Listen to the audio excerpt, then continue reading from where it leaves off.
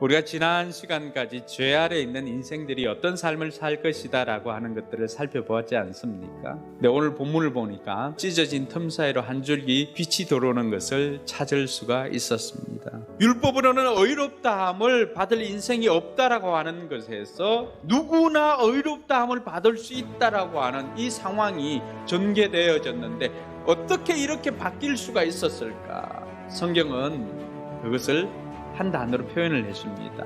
그러나 이제는 이 문제 해결 방법은 문제를 출제해 주시는 하나님께서 주시는 해결책이기 때문에 100% 완벽한 방법입니다. 이 답은 하나님의 공의도 하나님의 사랑도 충족시킬 수가 있습니다. 그것이 바로 하나님의 의라고 하는 것입니다. 그런데 하나님의 의는 누구에게 임하며 어떻게 임합니까? 예수 그리스도를 믿는 모든 사람들 누구나에게 차별 없이 주시는 하나님의 사랑이자 하나님의 은혜인 것을 믿으시기를 바랍니다. 예수 그리스도를 믿는 믿음으로 말미암아 구원을 얻는다라고 하는데 그 뜻이 무엇인가? 첫 번째는 예수 안에 있는 구속을 이야기를 합니다.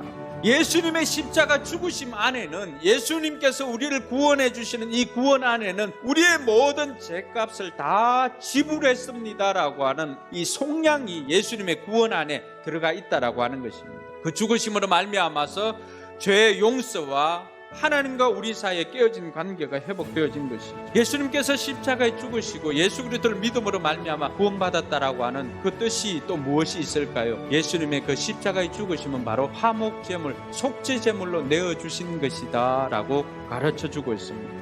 오늘 화목제물로 속죄제물로 드려진 예수님을 통해서 우리가 이 땅에서 얻을 수 있는 것이 무엇입니까? 하나님의 통치 아래 하나님의 다스림 속에 들어가는 하나님 나라의 백성이 된 것이라고 말하고 있는 것입니다. 한 걸음 더 나아가서 그 하나님의 의가 우리에게 임하였다 나타났다라고 하는 것은 우리가 여전히 죄가 있음에도 불구하고 내가 예수 그리스도를 믿음으로 예수 그리스도를 영접함으로 말미암아 하나님께서 우리를 의롭다고 여겨주시는 것입니다. 하나님께서 판결해 주시는 거예요. 그러면은 그렇게 하나님의 의로 말미암아서 새롭게 된 저와 여러분들은 어떻게 살아가야 할까요? 첫 번째는 하나님의 은혜를 기억하며 사는 것입니다. 기억하는데 가장 좋은 방법이 뭘까요? 감사로 고백하는 것입니다. 두 번째로 기억할 것은 우리가 예수 그리스도를 자랑하는 것입니다. 여러분, 우리 말로는 우리의 삶에 일어나는 일들을 예수님을 대입해서 해석하는 것, 예수님을 자랑하는 방법입니다. 또 우리의 삶으로는요, 순종과 섬김을 통해서 삶으로 예수님을 자랑할 수가 있습니다. 그럴 때 많은 VIP들은 우리의 착한 행실을 보고 예수님을 보게 되는 것입니다. 마지막으로 살펴볼 것은요, 우리가 참된 믿음을 따라 사는 것입니다. 내 삶을 통해서 하나님 나라를 살아가는 것, 그것이야말로 참된 믿음으로 사는 것이라고 하는 것입니다. 가정에서, 직장에서, 사업장에서, 공동체에서 우리가 그렇게 살면 어둠이 물러가고 그 자리에 빛이 임하는 것입니다. 이번 한 주간 절망 속에 비춰진 빛으로 말미암아 빛과 소금으로 곳곳을 비추는 저와 여러분들이 되기를 주님의 이름으로 축원합니다.